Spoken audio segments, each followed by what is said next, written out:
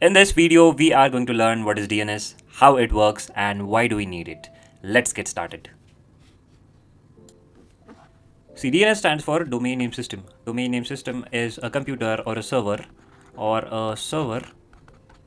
in which we have domain names that are associated with their IP addresses. Why is it? Because humans are very good at remembering names, domain names. We remember what is youtube.com, what is google.com, what is facebook.com. It is very easy to remember. But instead, an IP address was given to us that you remember this IP address for the future searches that you wanted to do, then you will simply forget it, right? But domain names were introduced to ease this thing. But computers do not understand domain names. To forward packets, to forward data in the network, they need IP addresses. So to get the IP address that is corresponding to that domain name, a DNS server comes to the help.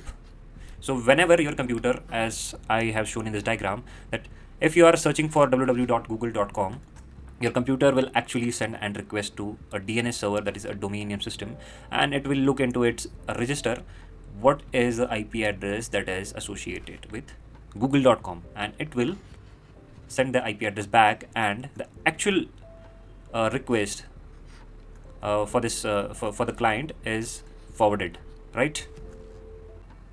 Now when you do a DNS request, there are some locations where your request might go. So first thing is the computer cache.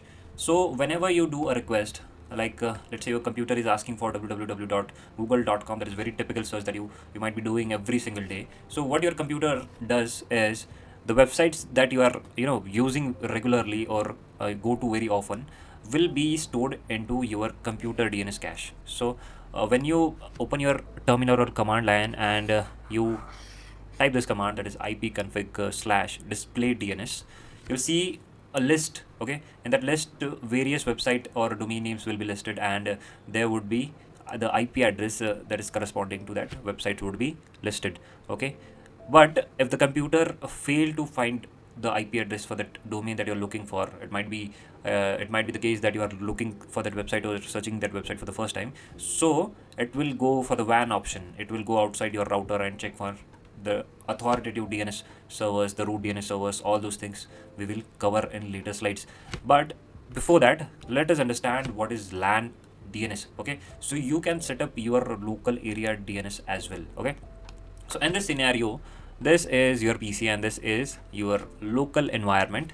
You can see you have hosted a local website, and this is your printer, and this is your DNS system. So you can program a DNS server into one of your systems as well, and you can connect it to your local area network. Just you need to give an IP address to that DNS server. So whenever you are setting up your PC, you need to give the IP address of this DNS server in your IP configuration. Okay, now let's say you have this local website which is a replica of google.com. Okay, and you do not want to redirect your request to the actual google.com that is situated somewhere outside in the internet, but you want that request to go to this local website that you have made. So what you will do that in your DNS, you will give the google.com IP address that is corresponding to your local website. So your request will not go outside, but check for this DNS, and in this DNS the IP address will be corresponding to this local website. Let's say there is one other scenario as well where you want to access your printer. Okay, so let's say this is your printer, and nowadays printer also have their local pages so that you can access them and print whatever you need. So your printer is having one page, local page, and you need to access that page using an IP address. But what if you place that IP address corresponding to a domain, let's say printer.com, and whenever you type printer.com, your local page for this printer would be opened. It is very interesting, right? And you are actually not redirected to the internet, but taking help out of your local DNS server. So you can create number of websites and give the IP address that you want.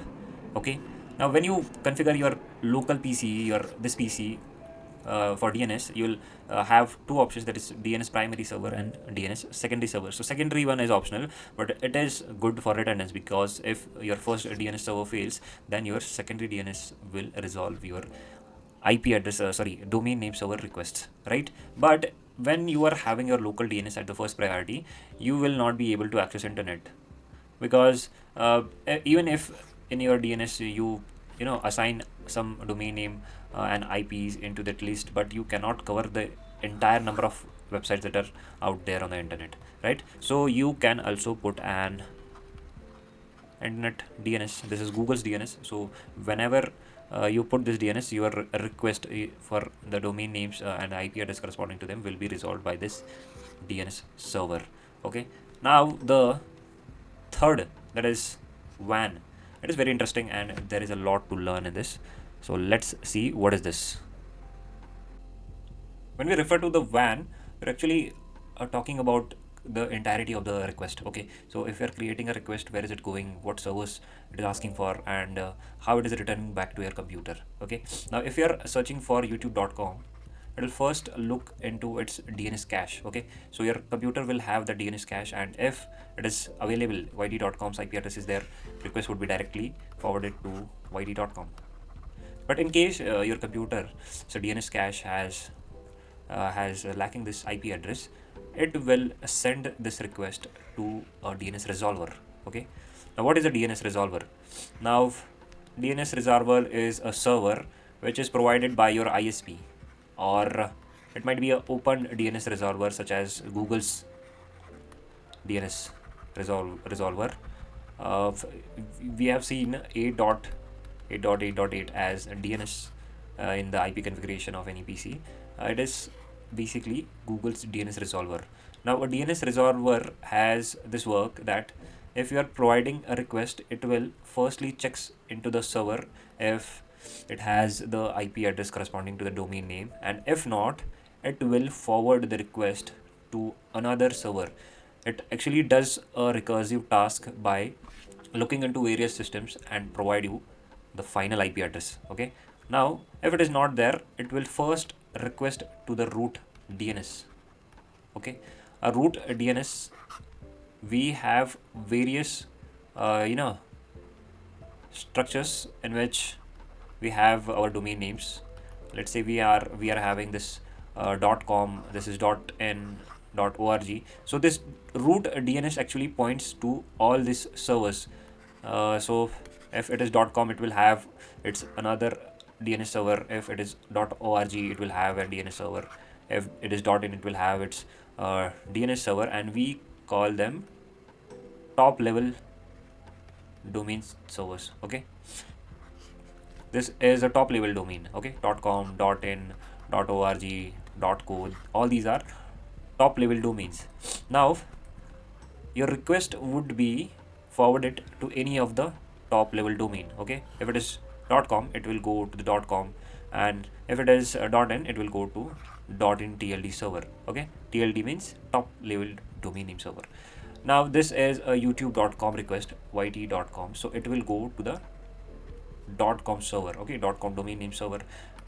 Now .com server will not have all the domain names inside it. You might be thinking that if it is .com top level domain name server, then it might be having all the domain names that ends with .com, but unfortunately there are a huge number of domains out there on the internet, so a single server cannot have all the .com domain names.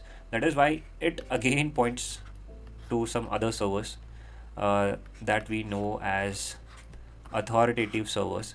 So many organizations on the internet have their DNS, authoritative DNS. So Google has one.